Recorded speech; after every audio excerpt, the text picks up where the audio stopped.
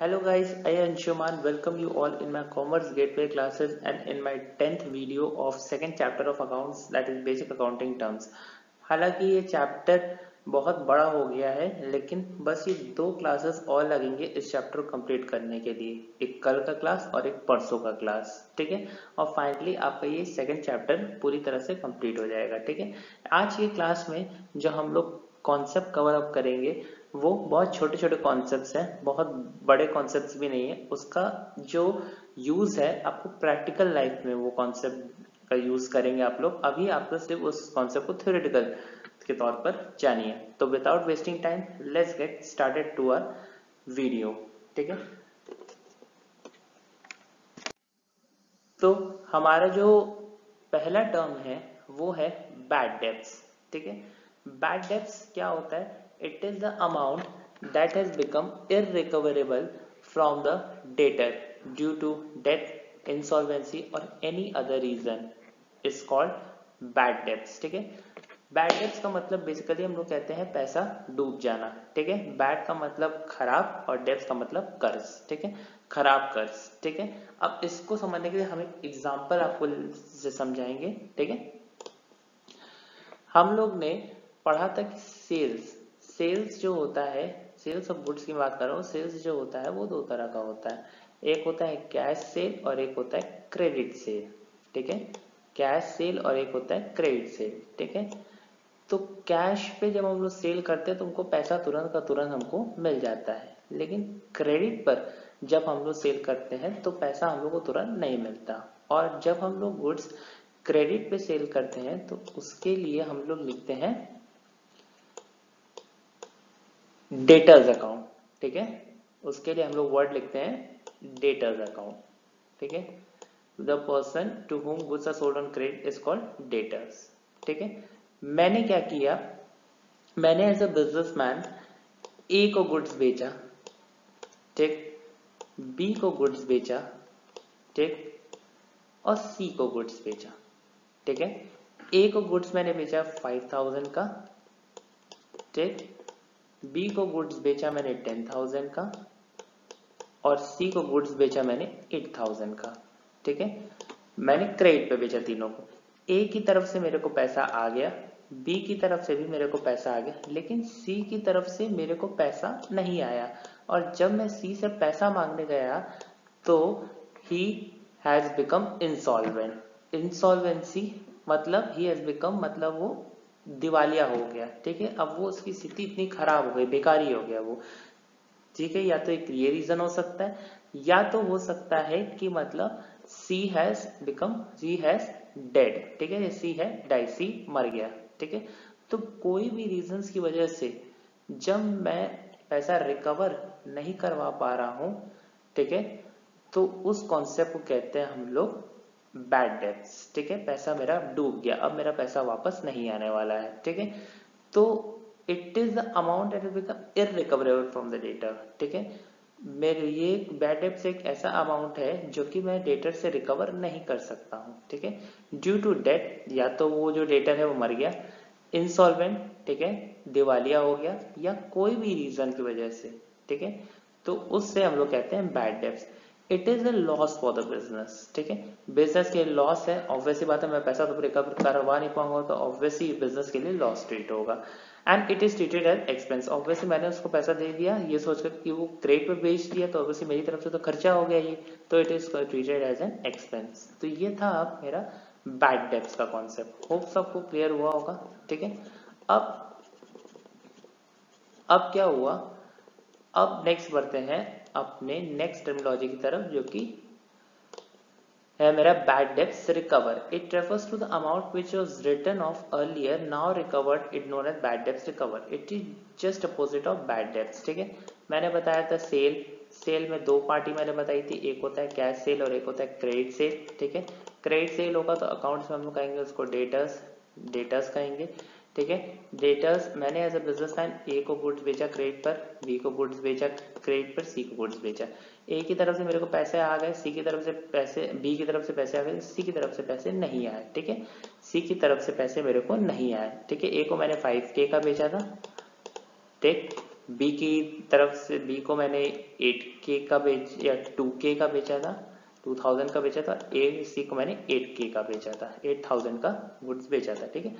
अचानक क्या हुआ, जो पैसा डूब गया था वो पैसा रिकवर हो गया, धीरे रिकवर होने लगा धीरे धीरे, ठीक है। मतलब सी जो मेरा डूबा हुआ पैसा था वो मेरे को मिल गया कहीं से, ठीक है। अब सी ने क्या किया, सी मेरे को बिजनेस में उसने मेरे को 8000 में से 6000 मेरे को दे दिया, ठीक है। तो मेरा पैसा क्या हो गया, रिकवर हो गया। तो इसी कॉन्सेप्ट कहते हैं हम लोग बैड डेब्ट्स रिकवर के नाम से जानते हैं, ठीक है। It refers to the amount which was return off, return off मतलब पहले डूब गया था, ठीक है। अर्लियर पहले क्या हुआ, पहले डूब गया था, अब रिकवर हो गया, ठीक है। अब हम लोग ने उस अमाउंट को रिकवर कर लिया, तो that concept is known as bad debts recover account, ठीक है, या बैड डेब्ट्स रिकवर, ठीक है। होप सो आपको ये दोनों कॉन्सेप्ट क्लियर हुआ होगा। बहुत इजी कॉन्सेप्ट था, ज्यादा टफ भी नहीं था, ठीक है। तो बढ़ते हैं अपने नेक्स्ट स्लाइड पर। नेक्स्ट स्लाइड जो है वो मेरा बहुत पर्सन्स पर बेस्ड है, ठीक है। तो कौन कौन से पर्सन्स आते हैं समझते हैं। सबसे पहले आता है insolvent. Insolvent is a person who is not in a situation to pay its डेब्ट, ठीक है।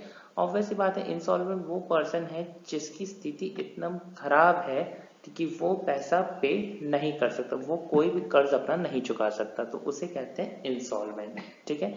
अब मान लीजिए आप पैसा मांगने गए, ठीक है, आप पैसा मांगने गए तो उसने आपको पैसा नहीं दिया, कहा कि हम पैसा नहीं दे पाएंगे, ठीक है, आपका पैसा क्या हुआ, डूब गया। तो उसके लिए इंसॉल्वेंट वर्ड यूज होता है कि मतलब इंसॉल्वेंट वो पर्सन है not in situation to pay its डेब्ट, ठीक है, मतलब कर्ज अपना नहीं चुका, कोई भी कर्ज नहीं चुका सकता, दिवालिया हो गया, भिखारी हो गया, तो उसे कहते हैं इंसॉल्वेंट। नेक्स्ट बना आता है सॉल्वेंट। सॉल्वेंट कौन होता है, इसी का उल्टा, solvent is a person who is a situation to pay debt. जब आप किसी से पैसा मांगने गए, ठीक है, तो उसने आपको पैसा बिना कुछ सोचे समझे आपको दे दिया, मतलब उसकी सिचुएशन इतनी खराब नहीं है कि वो पैसा न या अपना कर्ज न चुका पाए, तो that person is known as solvent, ठीक है। नेक्स्ट पर्सन जो आता है वो तो प्रोप्राइटर और ओनर, ठीक है। प्रोप्राइटर और ओनर कौन होता है, हम लोग सिंपली प्रोप्राइटर ओनर को कहते हैं मालिक, जो बिजनेस को स्टार्ट करता है, जो बिजनेस का रिस्क बियर करता है, जो बिजनेस के खर्चे बियर करता है, तो उसे कहते हैं हम लोग प्रोप्राइटर या ओनर, ठीक है। Person who commences the business, जो बिजनेस को स्टार्ट करता है उसे प्रोप्राइटर कहते हैं। And bears all the risk associated with that business, और जितने भी बिजनेस से रिस्क होंगे वो प्रोप्राइटर या ओनर ही बियर करेगा, ठीक है। मान लीजिए कि मेरे को कोचिंग यहाँ पे स्टैब्लिश करना है, ठीक है, मैंने भी कोचिंग का नाम कॉमर्स गेटवे क्लासेस रखा, तो मैं कौन हुआ, उस कोचिंग का मालिक हुआ, ठीक है। अब मैंने उस कोचिंग में बहुत सारे एक्सपेंस लगाए होंगे, लाइट्स लगाया, फैंस लगाया, बोर्ड्स लगाया, ठीक है, ट्राइपॉड स्टैंड लगाया, शूट करके मैं पढ़ा रहा हूँ, ठीक है। और अगर मेरा बिजनेस चले ही ना, ठीक है, मेरा बिजनेस फ्लॉप हो जाए, तब क्या होगा, रिस्क कौन झेलेगा, मैं ही झेलूंगा, तो that is known as proprietor और द ओनर, ठीक है। नेक्स्ट वन आता है एंटिटी। एंटिटी और business entity means an economic unit. Economic unit मतलब जो पैसे में लेन देन होता है जिसका, ठीक है, उसे इकोनॉमिक यूनिट कहते हैं। Which is form for earning income by providing services और सेलिंग गुड्स, जो कि फॉर्म किया जाता है इनकम अर्न करने के लिए। कैसे इनकम जनरेट अर्न करने के लिए, बाय प्रोवाइड या तो सर्विसेज देकर या तो गुड्स बेचकर, ठीक है। अब जैसे कि एग्जांपल ले लीजिए वाइप्रो, टाटा, एलजी एक्सेट्रा, ठीक है। टाटा टाटा क्या करती है, टाटा स्टील्स बनाती है, कार्स बना, टाटा क्या करती है, ठीक है।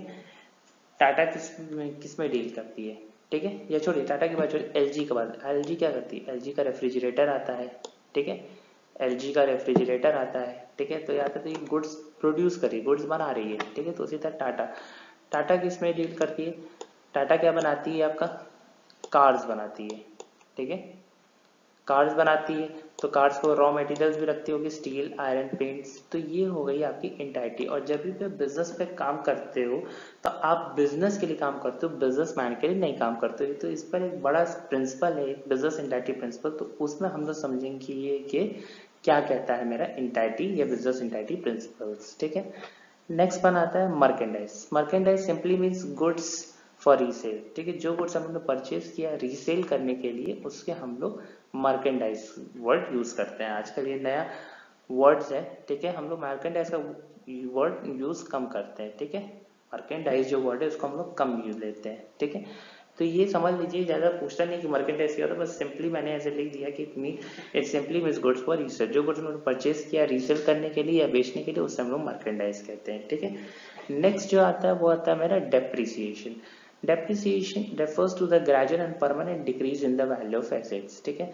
कोई भी एसेट्स में अगर उसकी वैल्यू घट रही है तो वो उसको कहते हैं हम लोग डेप्रिसिएशन, ठीक है।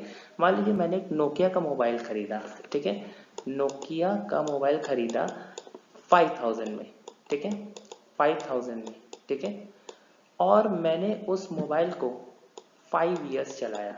कितने ईयर्स चलाया? 5 ईयर्स चलाया। तो एक बात बताइए, क्या 5 साल बाद जब मैं उस मोबाइल को बेचूंगा तो क्या मुझे 5000 में उसकी वैल्यू वही रहेगी?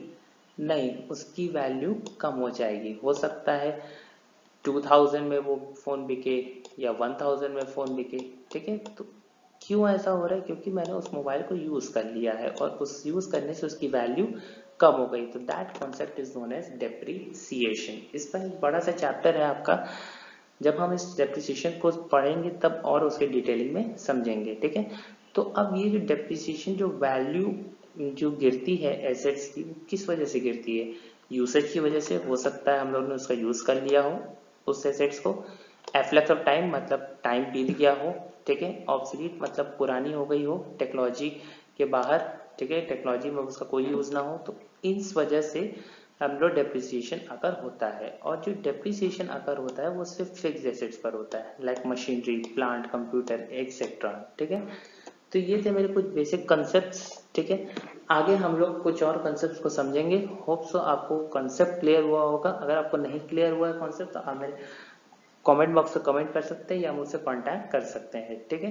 Till then thank you and have a nice day and stay safe. अगर वीडियो अच्छा लगा हो तो लाइक, सब्सक्राइब, शेयर, कमेंट जरूर करिएगा।